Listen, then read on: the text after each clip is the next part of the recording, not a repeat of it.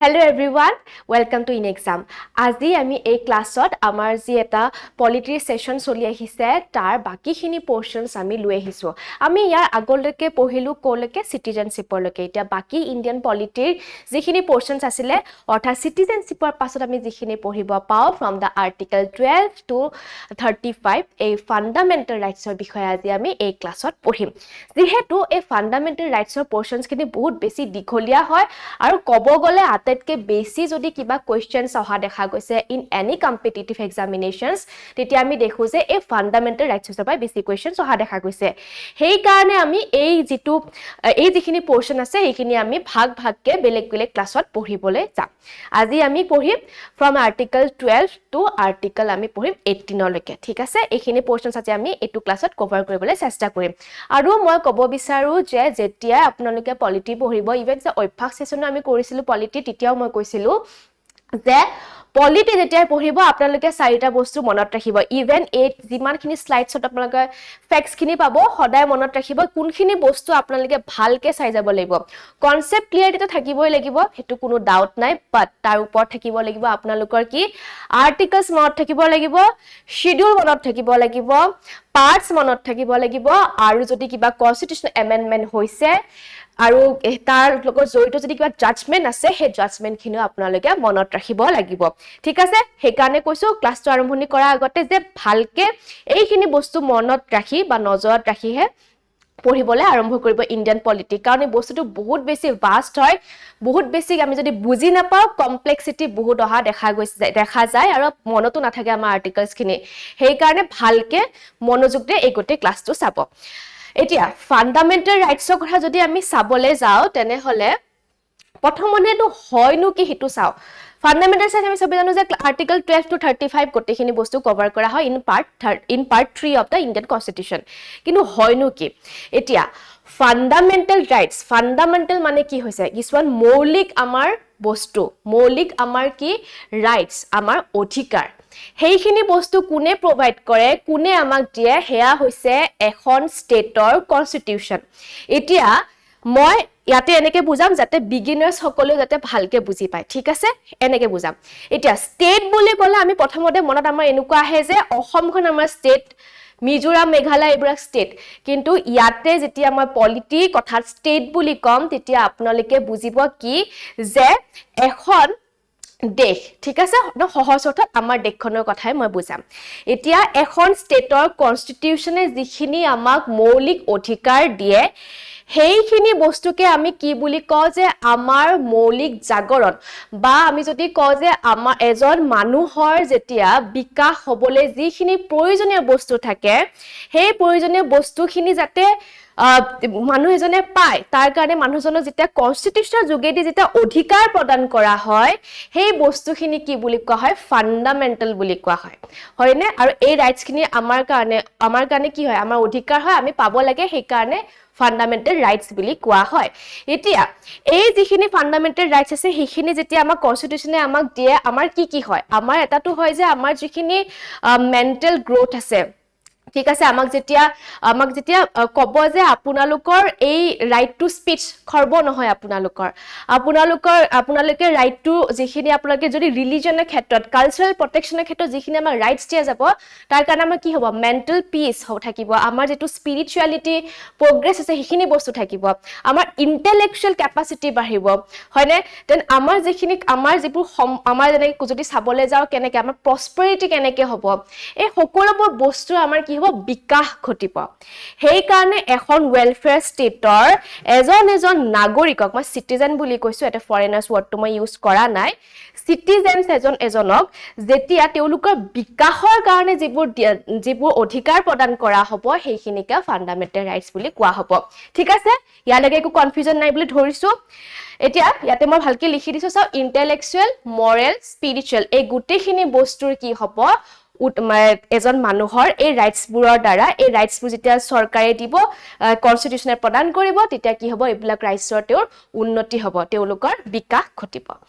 এইখিনি হৈছে fundamental rights কিন্তু আমি জানো যে আমাৰ ইণ্ডিয়ান কনস্টিটিউশনৰ এদিনতে হোৱা বস্তু নাছিলে হয়নে নাই আমাৰ ফ'ৰ ফাটাৰ্ছ সকলে আমাৰ যেতিয়া ড্ৰাফট ইণ্ডিয়ান কনস্টিটিউশন ড্ৰাফট যেতিয়া মেক হৈ আছিল সেই গোটেই কমিটিছখনে বেলেগ দেশৰ পৰা এটা প্ৰভিজনছ বা এটা সাবজেক্ট কি কৰিছিলে হেতেও লোকৰ কনস্টিটিউশনৰ পৰা ইনস্পায়াৰ্ড হৈছিলে বা বড় কৰি লৈছিলে কাৰণ আমাৰ ইণ্ডিয়াখন কি হয় এখন ওয়েলফেয়াৰ ষ্টেট হয় যেহেতু আমি ইমান বছৰ ব্ৰিটিছৰ অধীনত আছিলো আমাৰ দেশ বহুত পিছুৱাই গৈছিলে আৰু সেই বস্তুটো যেতিয়া মানে আন দেশৰ লগত যেতিয়া আমি স্বাধীন হলো যেতিয়া আমি কম্পিটিশন দিব পাৰো বা আমাৰ গোটেই দেশখনৰ যেতিয়া আমাৰ ওয়েলফেয়াৰ যেতিয়া হয় সেই কাৰণে যিবোৰ একেবাৰে আমাৰ কাৰণে সুবিধাজনক আছিল সেই গোটেইখিনি বস্তু বেলেগ বেলেগ কনস্টিটিউশনৰ পৰা উঠুৱাই আনা হৈছিল ঠিক তেনেকে এই ফান্ডামেন্টাল ৰাইটছ কি হৈছিলে ইনস্পায়াৰ হৈ কিনে আমেৰিকান বিলছ অফ ৰাইটৰ পৰা লোৱা হৈছিলে হৈ গল এতিয়া কিন্তু যদিও লোৱা হৈছিলে পিছলৈকে তাৰ আগতেই কিন্তু যেতিয়া আমাৰ ইণ্ডিয়া ইন্ডিপেন্ডেন্ট হোৱা নাছিল তাৰ আগতেই কিন্তু কি হৈছিলে এই যেটো ফান্ডামেন্টাল ৰাইটছৰ ডিমান্ডছ খিনি কিন্তু আহিছিল ঠিক আছে আৰু তাৰ যদি আমি সনটো চাবলৈ যাও তেতিয়া কিমান হয় 1895 1895 চনৰ স্বৰাজ বিল বা স্বৰাজ বিল বা কনস্টিটিউশন অফ ইণ্ডিয়া বিল 1895 পৰা 95 এই বিলখনত কি কৰা গৈছিলে ডিমান্ড কৰা গৈছিলে ফান্ডামেন্টাল ৰাইটছৰ আৰু এই ডিমান্ডটো কোনে ৰাখিছিল এই ডিমান্ডটো ৰাখিছিলে বাল গংগাধৰ তিলকে ৰাখিছিল ঠিক আছে বাল গংগাধৰ তিলকে মই বেলেগ এখন সেটত লিখি দিছো এই যেটো ফান্ডামেন্টাল ৰাইটছ কেনেকে কনস্টিটিউশনত আহিলে এই বস্তুখিনি বুজিবৰ কাৰণে ঠিক আছে ফান্ডামেন্টাল ৰাইটছ কনস্টিটিউশনত কেনেকে আহিলে বা এই গোটেই জাৰ্নিটো কেনেকে হল কেনেকে কোনখিনি সময়ত মানুহে ডিমান্ড কৰিলে ঠিক আছে প্ৰথমটো আছিল কি কনস্টিটিউশন বিল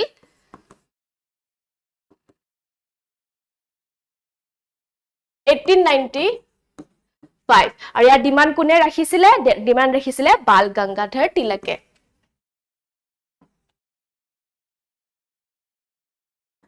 হৈ গল তাৰ পাছত সেকেন্ড যদি আমি চাবলে তাৰ পাছত যেটা বাল গংগাধৰ তিলকে যেটা ডিমান্ডখন ৰাখিছিল তেতিয়া বেলেগ বেলেগ ধৰণৰ ৰাইটছৰ কথা কৈছিলে তেতিয়াই কিন্তু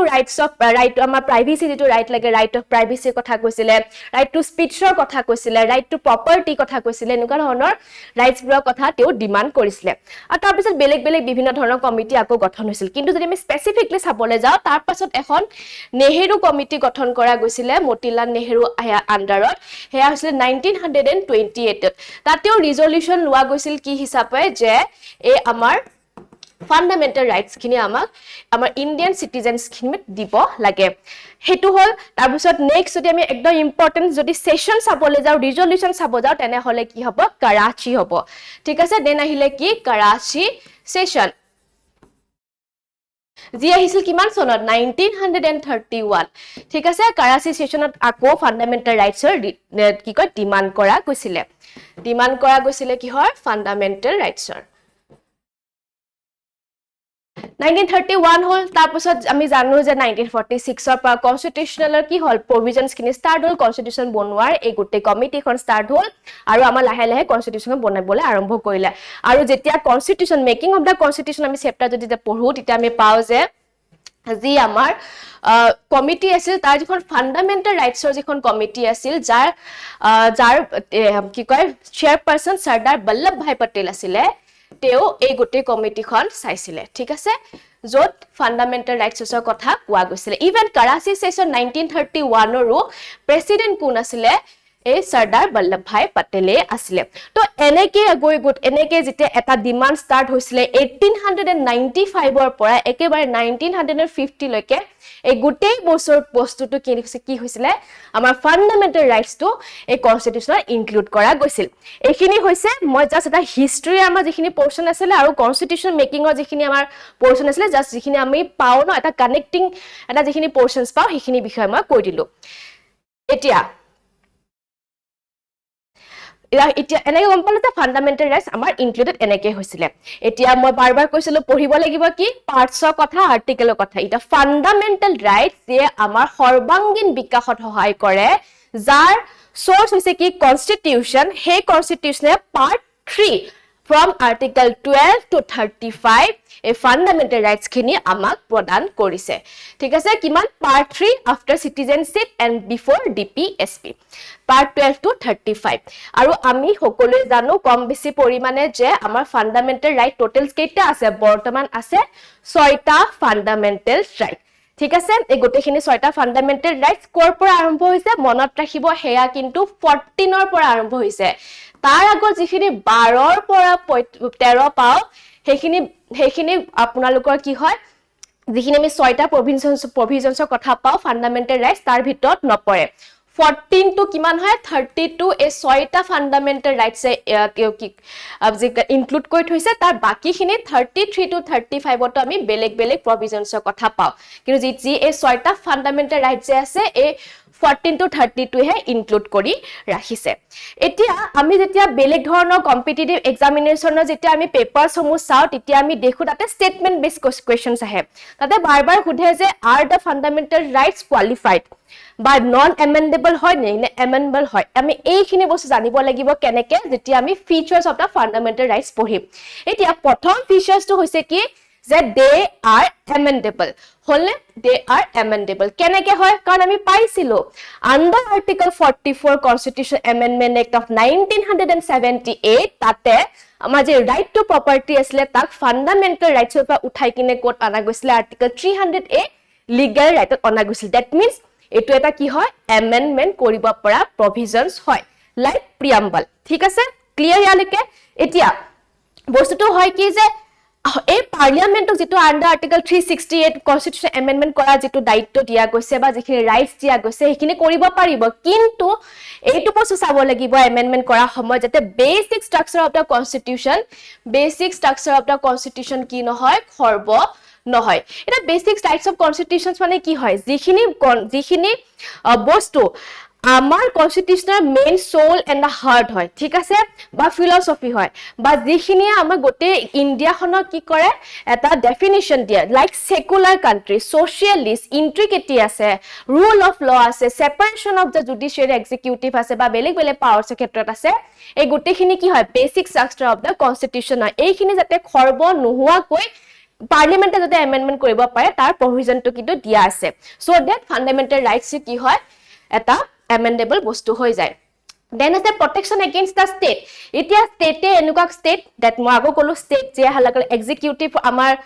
কি কয় লেজিসলেটিভ ইন দা ইউনিয়ন হক বা লেজিসলেটিভ ইন দা ষ্টেটৰ ক্ষেত্ৰত হক আমাৰ নিজৰ ৰাজ্যৰ কথাক যদি কপলে যাও তেনে হলে এনেকুৱা কৰিব নহয় যে আজি মন গল কিবা এটা বেলেগ দায়িত্ব বা বেলেগ এটা ফান্ডামেন্টাল ৰাইটস আমি খৰ্ব কৰিলো ফৰ লাইক যে আমি কব যে আজিৰ পৰা কোনো ধৰণৰ এসটি এসটি ৰিজাৰ্ভেশন নাপায় ঠিক আছে এনেকুৱা ধৰণৰ বস্তু বা আমি যদি চাবলৈ যাও তেনহলে ওমেনক কি হয় ডিসক্ৰিমিনেট কৰা যাব ওমেনক কোনো ধৰণৰ প্ৰভিজনছ দিয়া জানা যাব এনেকুৱা ধৰণৰ কোনো ধৰণৰ আৰবিট্ৰাৰি ল তেওঁলোকে প্ৰভাইড কৰিব নোৱাৰে কাৰণ এই বস্তুতে কি কৰিব আমাৰ যি ফান্ডামেন্টাল ৰাইটস আছে তাক খৰ্ব কৰিব ঠিক আছে সেই কাৰণে কি কোৱা হয় যে প্ৰটেকশন এগেইনষ্ট দা ষ্টেটে আজি মন গল কিবা এটা কৰিলে কাইলে মন গল সেই বস্তুটো ভাঙি কিনে ফান্ডামেন্টাল ৰাইটস ভাঙি বেলেগ এটা কিবা বনাই দিলে হেনেকুৱা একো কৰিব নোৱাৰে Next is a negative and the positive rights. Negative and positive rights ক্ষেত্ৰত আমি যদি চাও তেনে হলে এটো আন্ডাৰ আৰ্টিকল 14 ৰ ভিতৰত আহে নেগেটিভ বুলি এই কাৰণে কোৱা হয় যে আমাৰ যিখিনি ল আছে হে ল খিনি ব্যক্তি নিমিখে কিন্তু সমান আজি কোনবা ধনী দুখিয়া কোনবা মধ্যবিত্ত কোনবা বুঢ়া কোনবা ডেকা লৰা ছোৱালী জেন্ডাৰ এনেকুৱা ধৰণৰ কোনো বস্তুৰ ওপৰত নিৰ্ভৰ কৰি ল বেলেগ বেলেগ নহয় ল সকলোৰে কাৰণে সমান আইন সকলোৰে কাৰণে সমান ঠিক আছে সেই কাৰণে কোৱা হয় it is a negative concept আৰু ফান্ডামেন্টাল ৰাইটস যদি পজিটিভ কনসেপ্টত চাবলৈ যাও যে আমি কও যে আমাৰ যিখিনি ডেপ্ৰাইভ সেকশন আছে like the economically background section women children এই গোটেখিনি যিখিনি সেকশন আছে তেওঁলোকে যাতে এটা ভাল প্ৰটেকশন পায় তেওঁলোকক যাতে এফাৰ্মেটিভ একচন এদি যাতে ওয়েলফেয়াৰ ষ্টেটত লৈ যায় পাৰ্লিয়ামেন্ট চৰকাৰে তাৰ কাৰণে কি হয় ইকুৱেল প্ৰটেকশন অফ ল হে বস্তুটো অনা হয় আন্ডাৰ আৰ্টিকল 14 আৰু সেই কাৰণে কি হয় it is a positive right সেই কাৰণে ইয়াতে পজিটিভ এণ্ড নেগেটিভ ৰাইটস দুটা আমাৰ কি হয় ফান্ডামেন্টাল ৰাইটস হৈ যায় দেন কোৱালিফাইড মানে হৈছে কি আমি qualified hoy but it কিন্তু restriction আহে দে they are absolute subject to reasonable restrictions কেনেকে হয় কাৰণ আমি জানো যেটা ইমাৰ্জেন্সি হে আন্ডাৰ আৰ্টিকল 19 কি হয় আমাৰ খৰ্ব হয় ঠিক আছে আমি এখিনি বস্তু জানো হে কাৰণে কোৱা হয় qualified হয় but they are restrictable in circumstances in some specific circumstances then আহিলে direct access to supreme court আমি সকলোৱে জানো আমাৰ ৰাইটস যেটা খৰ্ব হয় ফান্ডামেন্টাল ৰাইটস যেটা খৰ্ব হয় আমি আন্ডাৰ আৰ্টিকল 32 ৰিটছৰ দ্বাৰা আমি সুপ্ৰিম কোৰ্টৰ ওচৰত যাব পাৰো বা হাইকোৰ্টৰ ওচৰতো যাব পাৰো দেন দিয়া আছে জাষ্টিসিয়েবল এণ্ড ডেমক্ৰেটিক জাষ্টিসিয়েবল এই কাৰণে হয় বিকজ আমি কাৰ ওচৰত যাব পাৰো আমি সুপ্ৰিম কোৰ্টৰ ওচৰত যাব পাৰো আমাৰ যেতিয়া ৰাইটছবোৰ কি হয় আমাৰ যদি খৰ্ব হয় বুলি আমি ধৰিব যদি পাৰিছো তেনেহলে আমি যাব পাৰো ঠিক আছে তো এইখিনি আছিল আমাৰ ফান্ডামেন্টাল ৰাইটছৰ ফিচাৰ্স যিখিনি বস্তু কোড কোড অহাৰ চান্সেস আছে এই স্টেটমেন্ট বেসিস কোৱেশ্চনছ অহাৰ চান্সেস আছে ডাইৰেক্ট তো সুধিব নোৱাৰে কিন্তু স্টেটমেন্টত সুধিব পাৰে হৈ গল এতিয়া ছটা আমি পালো কি কি ছটা আমি পালো টোটাল fundamental rights আৰু হিখিনি আমি যদি চাবলৈ যা they are the magna carta of India যেটো আমি পাই যা can be suspended due to in national emergency আৰু এটা হৈছে কি ডেভেলপ কৰ পৰা লোৱা গৈছে হেয়া হৈছে US ৰ bill of law এইখিনি ইয়াতে কথাখিনি লিখা আছে then article 12 ত কি কোৱা গৈছে আমি একফালৰ পৰা চাও হক এটা article 12 ত কোৱা গৈছিলে যে definition of a state ঠিক আছে ডেফিনেশন অফ স্টেট আৰ্টিকল 12 ত দিয়া গৈছে এটা ইয়াতে কৈছে আমি যদি স্টেট ওয়ার্ডটো ইউজ কৰিছো ইন কনস্টিটিউশন তেনে হলে কি হিসাবত বা কি বুলি কোনখিনি বস্তু আমি বুজিম এটাটো হৈছে যে সেন্ট্রাল লেভেল এই স্টেটত কি খুমাব এক্সিকিউটিভ খুমাব লেজিসলেটিভ খুমাব ফ্রম দা ইউনিয়ন লেভেল ঠিক আছে এই স্টেটৰ ডেফিনেশনত কি খুমাব আমাৰ স্টেট লেভেলৰ এক্সিকিউটিভ খুমাব লেজিসলেটিভ খুমাব ঠিক আছে নেক্সট আদাৰ যেখিনি এন্টিটিজ আছে ফৰ লাইক যদি যেনেকৈ আমাৰ স্টেটৰ ক্ষেত্ৰত পঞ্চায়ত খুমাব লোকেল বডিজ খুমাব মিউনিসিপালিটিজ খুমাব এই গোটেইখিনি বস্তু খুমাই যাব আৰু আদাৰ এন্টিটিজত কি হ'ব যদি কোনো প্ৰাইভেট কোম্পানীয়ে স্টেটৰ হৈ যদি কাম কৰি আছে এজ পাৰ দা জুডিশিয়াৰী তেওঁলোকৰ স্টেটৰ আন্ডাৰত কি হ'ব খুমাই যাব আৰু statutory and non statutory bodies like the LIC ONGC এক্সেল এই গোটেইখিনি কিন্তু স্টেটৰ ডেফিনেশনৰ ভিতৰত খুমাই যাব সো কনস্টিটিউশন যেতিয়া আপোনালোকে পঢ়িব যেতিয়া স্টেট ওয়াৰ্ডটো পাব তেন বুজি পাব যে এই স্টেটৰ ডেফিনেশনত এইখিনি বস্তুৱে বুজাইছে আৰ্টিকল 12 ডান নাও কাম টু দা আৰ্টিকল 13 এটা আৰ্টিকল 13 এ কি কৈছে যে যদি পাৰ্লিয়ামেন্টে কিবা যদি ল বনায় হে ল খিনি যদি ফান্ডামেন্টাল ৰাইটছ যদি খৰ্ব কৰিছে তেনে হলে কি হ'ব হেয়া নাল এন্ড ভয়েড হ'ব হেয়া কি হ'ব অটোমেটিকলি এয়া কি কয় ডিলিটেড বাট অটোমেটিকলি মানি লোৱা নহব কিন্তু এইটো বস্তু চাব লাগিব যে হে যিখিনি পাৰ্লিয়ামেন্টে ল বনাইছে বা স্টেটে যদি ল বনাইছে হে ল খিনি কিন্তু basic structure of the constitution যদি ভাঙিছে তেতিয়াহে কিন্তু নাল এন্ড ভয়েড হ'ব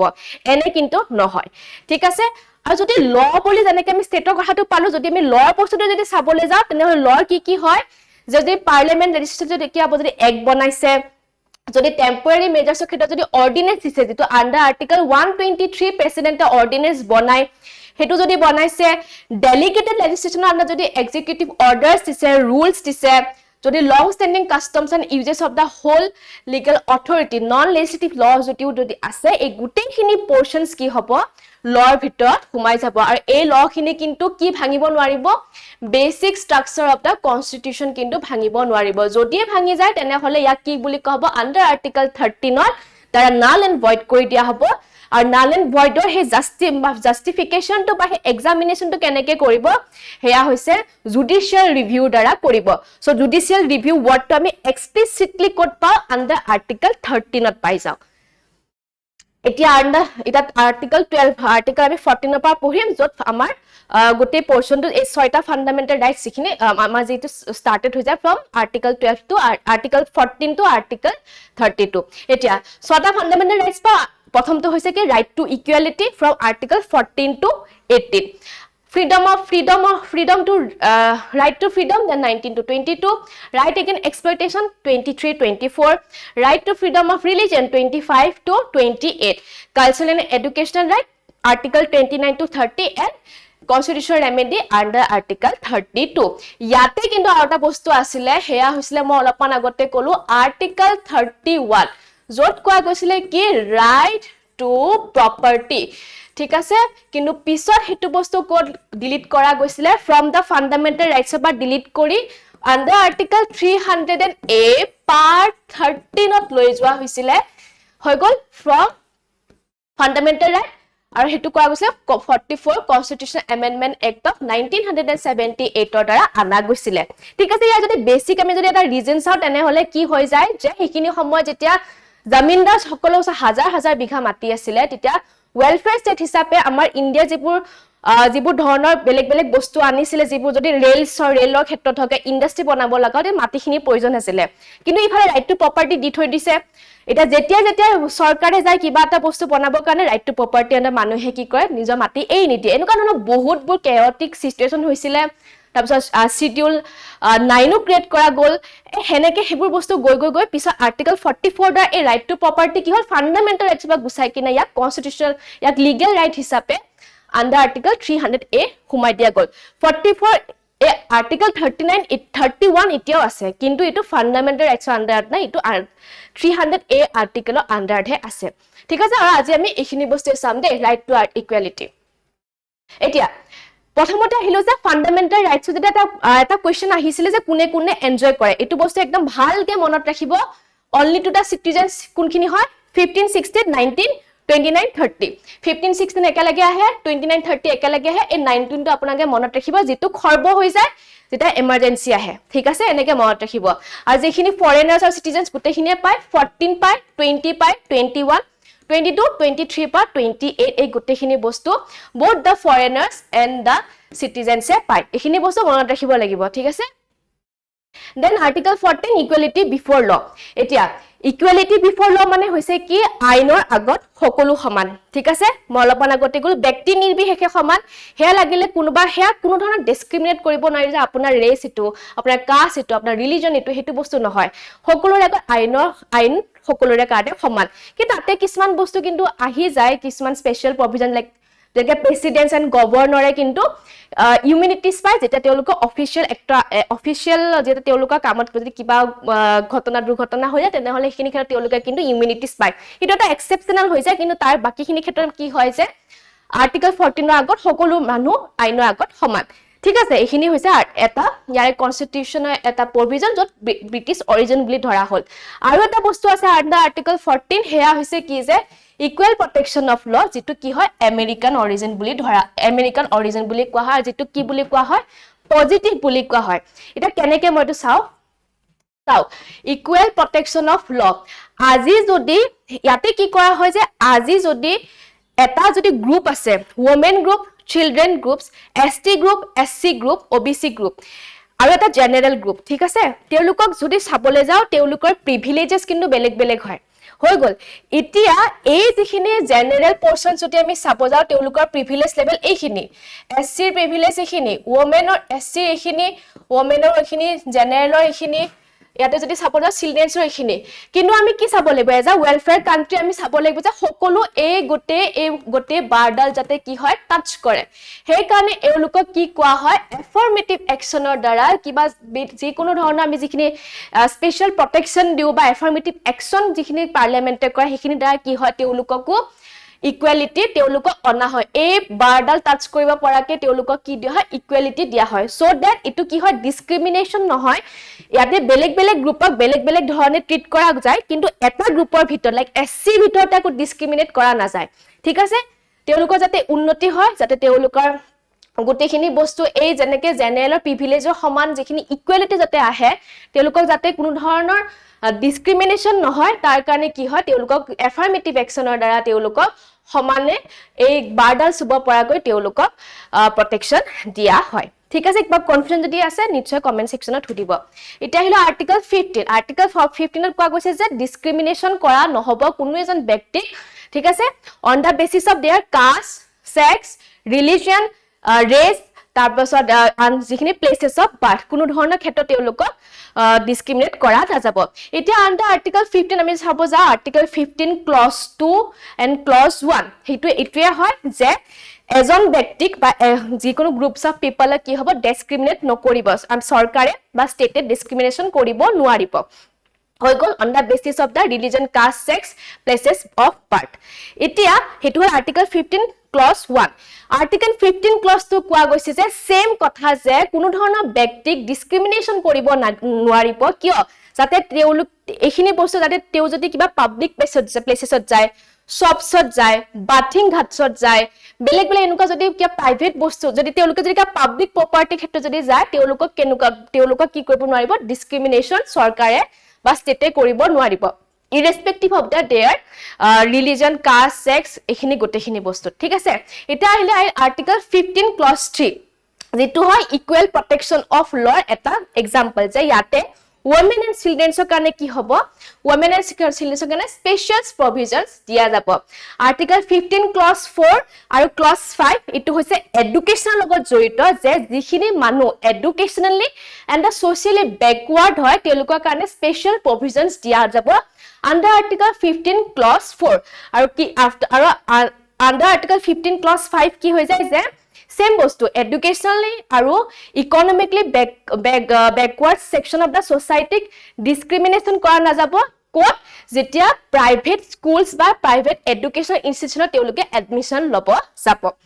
article 15 clause c EWS was economically যেখিনি আমাৰ উইকাৰ সেকশনৰ কাৰণে আন্ডাৰ আৰ্টিকল 103 এমেন্ডমেন্ট কৰি আনা গৈছিল যে 10% ৰিজাৰ্ভেশন দিয়া যাব এতিয়া এই 10% ৰিজাৰ্ভেশন ডাইৰেক্ট 10% নহব পাৰে এটো কি বুলি কোৱা হয় আপ টু 10% ঠিক আছে অৰ্থাৎ 0 to 10% দিব পাৰে ঠিক আছে সৰকাৰে কোট তেওঁলোক যিখিনি কি হয় উইকাৰ সেকশন থাকে ইকোনমিক্যালি ইয়াতে কিন্তু এসসি এসটি প্ৰভিজনস খিনি নপৰে ঠিক আছে Then আহিলা article 16 article 15 to গম পালো যে হেতু ডিসক্রিমিনেট কোন ধৰণৰ কৰিব নোৱাৰিব মানুহখিনি হেখিনি বেসিস খিনি হৈছে কি যিখিনি ক্যাটেগৰি হৈছে কিনি কি হৈছে religion caste sex places of birth এখিনি এতিয়া article 16 আগো স্পেসিফিক্যালি কোড কোৱা গৈছে যে যিখিনি মানুহৰ কি আছে যে equality of opportunities for the all the citizens in regards of the public employment তাতে কোনো ধৰণৰ কি হ'ব ডিসক্ৰিমিনেট কৰিব নোৱাৰিব এটোৱে হৈছে আৰ্টিকল 16 ৰ যদি আমি ক্লজ 1 যদি চাব যাও সেম কথাই কোৱা দেখা গৈছে আৰু আৰ্টিকল 16 ক্লজ 2 কি কোৱা গৈছে হেয়া হৈছে এজন মানুহক কোনো ধৰণৰ সৰকাৰী তেওঁলোকক ডিসক্ৰিমিনেট কৰিব নোৱাৰিব in the sense of public employment হেখিনি সেম একে বেসিস হয় religion race caste sex places of birth or resident বা descent ঠিক আছে এইখিনি ক্ষেত্ৰত কি হ'ব তেওঁলোকক ডিসক্ৰিমিনেট কৰিব নোৱাৰিব আৰ্টিকল 16 1 গল 16 2 হল আৰ্টিকল 16 ক্লজ 3 ইয়াতে কৈছে যে পাৰ্লিয়ামেন্টে কিছুমান স্পেশাল ল বনাব পাৰিব ইন ৰিগাৰ্ডস অফ দা ৰেসিডেন্টস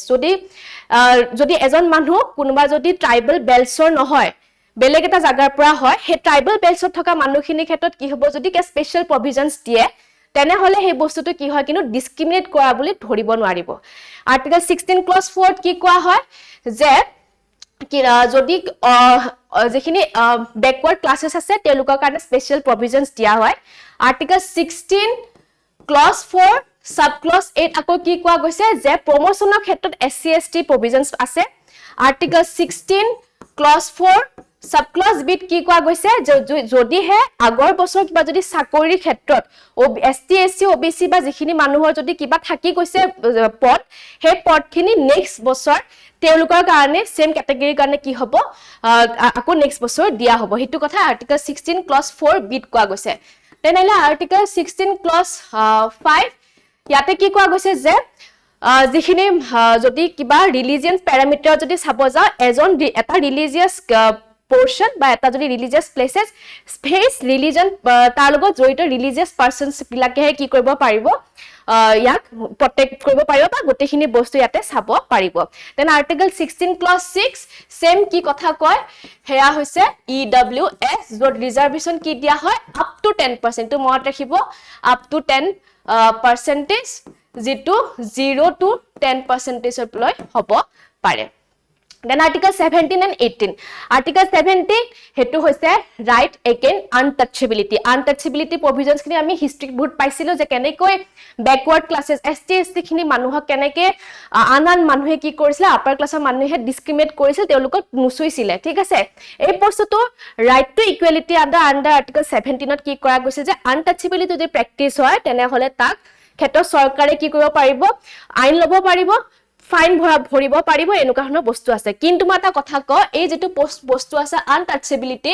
এটো কিন্তু কনস্টিটিউশনত কি নাই মেনশন নাই যদি কিতাবা আহে স্টেটমেন্ট বেসিস কোৱেশ্চনত মেনশন আছে নে তেনে হলে লিখিব লাগিব এটো কিন্তু মেনশন নাই লাইক অফিস অফ প্ৰফিট যেনেকে মেনশন নাই হেনেকে এই বস্তুটো মেনশন নাই তেনে হলে আৰ্টিকল 18 ত কি কোৱা গৈছে টাইটেলছৰ কথা কৈছে টাইটেল এবলিশ এতিয়া যদি ভাৰতৰ নাগৰিক হয় আপোনালোকে কি কৰিব টাইটেলছ লব পাৰিব কিন্তু দুটা বস্তু একাডেমিক টাইটেলছ বা মিলিটাৰী টাইটেলছ যেনেকে আমি পাও ন যে লেফটেনেন্ট কমান্ডাৰ পাও বা ডক্টৰেট ডিগ্ৰী যিখিনি পাইছে ডক্টৰ বুলি পাও তেওঁলোকে এইখিনি বস্তু লব পাৰিব কিন্তু তাৰ বাহিৰে যিখিনি টাইটেলছ আছে যেনেকে মহাৰাজা ধীৰাজা অমুক যিখিনি আগতে ইউজ কৰিছিল মানুহে হেনুকা ধৰণৰ কোনো টাইটেল লব নোৱাৰিব ইভেন আমাৰ যদি ইন্ডিয়ান সিটিজেনছ হয় তেওঁলোকে ফৰেনাৰ্ছ যদি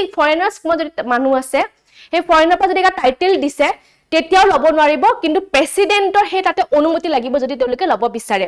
ইভেন যদি ফৰেনাৰ্ছ বিলাকে আমাৰ তাত যদি অফিস অফ প্ৰফিট অৰ্থাৎ আমাৰ ক্ষেত্ৰত আমাৰ ইয়াতে যদি কিবা চাকৰি কৰি আছে যদি কিবা তেনেকুৱা লাভ লৈ আছে তেনে হলে তেওঁলোকৰ দেশেও যদি কিবা যদি টাইটেল দিয়ে তেতিয়া প্ৰেসিডেন্টৰ কি লব লাগিব অনুমতি লব লাগিব তো এইখিনি আছিল কি right to equality from da article 14 to 18 ৰ মেইন কথা মই একেবাৰে এক্সাম স্পেসিফিকলি বুজাইছো এডিআৰই ক্ষেত্ৰত যিকোনো কম্পিটিটিভ এক্সামছৰ ক্ষেত্ৰত আপোনালোকে আৰ্টিকলছ মনত ৰাখিব গুটেখিনি বস্তু আপোনালোকে ভালকে মনত ৰাখিব ঠিক আছে ইয়াৰে পিডিএফ টো আপোনালোকে টেলিগ্ৰাম চেনেলত পাই যাব যদি ক্লাসটো ভাল লাগিছে নিশ্চয়কৈ লাইক কৰিব যদি কিবা ডাউট আছে কমেন্ট সেকশনত সুধিব আমি বুজাবলৈ চেষ্টা কৰিম আৰু আজিলৈ আহিছো ধন্যবাদ